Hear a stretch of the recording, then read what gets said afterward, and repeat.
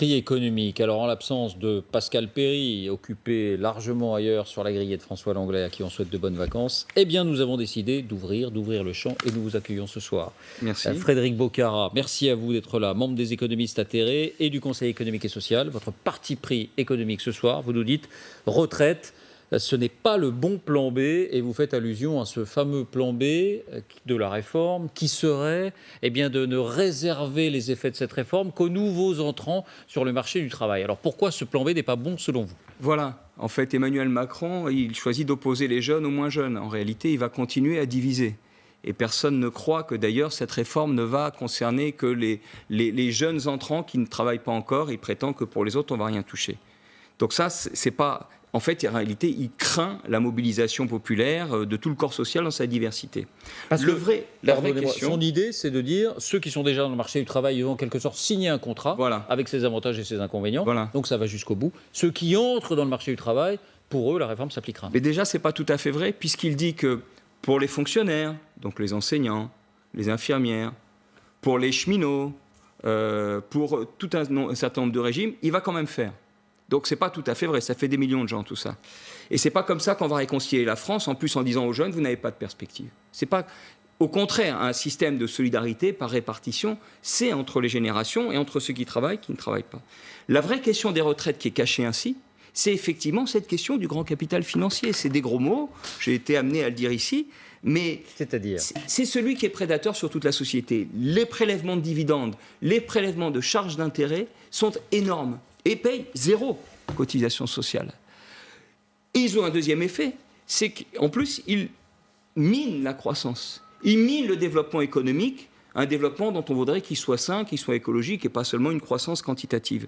Bref, le cœur de l'efficacité pour les retraites, comme pour le développement de la société, c'est les capacités des femmes et des hommes, c'est l'emploi, c'est l'élargissement de la base de cotisation.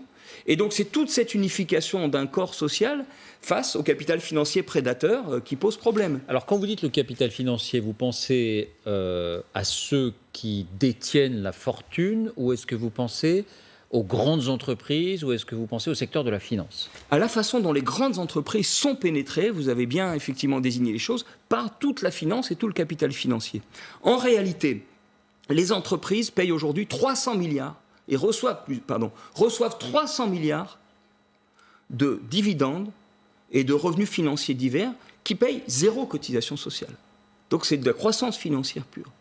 Et la réforme, le système par points, qu'est-ce que c'est le système par points ? C'est d'avoir un paramètre de réglage qui va permettre de dire on bloque à 14% la part des richesses créées consacrées aux retraites.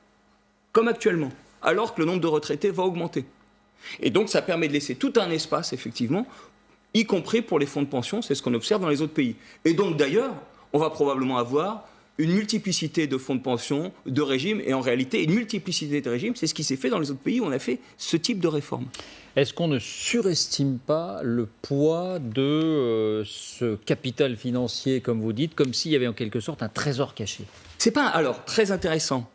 Ce n'est pas qu'un trésor, bien sûr. Il va falloir taxer effectivement ce capital financier, mais il faut surtout réorienter les richesses et les utiliser pour une autre activité économique. J'étais à General Electric. General Electric, c'est une entreprise à Belfort qui produit pour un tiers tous les équipements qui servent à produire de l'énergie en Europe. La transition écologique, c'est une grande question. Le capital financier qui a des problèmes aux États-Unis veut tout vendre, tout brader, jusqu'aux turbines Arabelle, qui sont les turbines nucléaires, mais aussi les turbines à gaz, des dizaines de choses. Donc, il détruit, d'une certaine façon, pour des intérêts très étroits, la base de production. Donc, il faut deux leviers. Le capital financier est toujours à courte vue, vous voulez dire ? Il cherche son accumulation.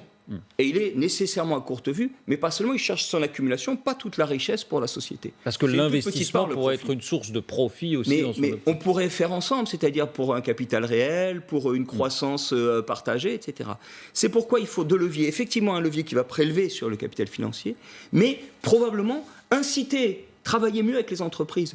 Donc celles qui tailleraient dans la masse salariale, qui diminueraient l'emploi, pourraient payer un taux de cotisation plus élevé, donc on pénaliserait.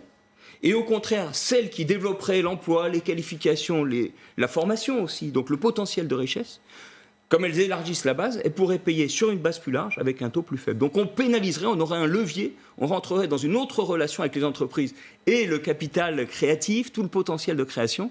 C'est à mon avis le grand bouger de la société dont on a besoin, parce que les retraites et les retraités peuvent apporter beaucoup. Au lieu de diviser la société, une grande unification sur la maîtrise, ou en tout cas le combat par rapport à cette domination du capital financier. À mon avis, c'est ça qui unifierait beaucoup plus le pays.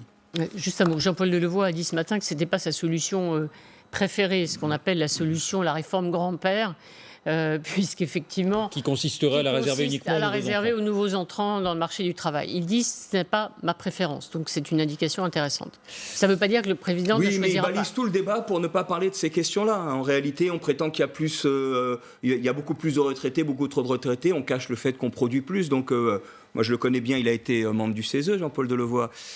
Mais tout ça pour ne pas parler de cette grande question. De ce sujet-là. Quelle activité nouvelle et quelle création de richesse ?